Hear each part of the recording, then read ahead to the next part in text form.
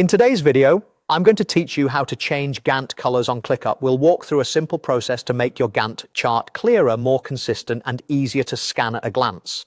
This is great for teams that want quick visual cues and for anyone who prefers their timelines to match a brand palette or personal style. Start by heading to your workspace and opening the All Tasks area. This is where you can see everything in one place, and it's the perfect jumping off point for adjusting the Gantt view. Once you're there, look along the top of your screen for the view options and select Gantt. The Gantt view turns your tasks into a visual timeline showing start and due dates, dependencies, and overall progress across time. Next, open the Gantt settings by clicking Customize View.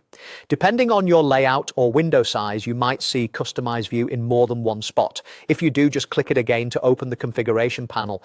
This panel is where you'll control how the Gantt looks and behaves, including the colors we're about to adjust. Now look for the small icon next to the Gantt view name at the top. Click that icon. This opens a selector where you can set a custom icon for the view and choose the color styling that will appear on your timeline.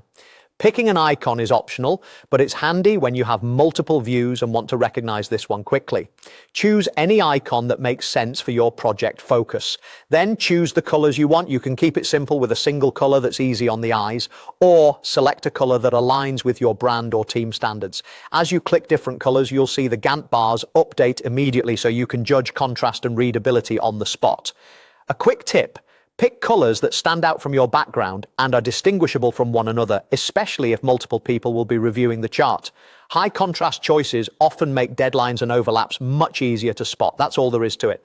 By going to All Tasks in your workspace, opening the Gantt view, using Customize View, selecting the icon next to the Gantt name, and choosing your preferred icon and colors, you now have a timeline that's both informative and visually consistent.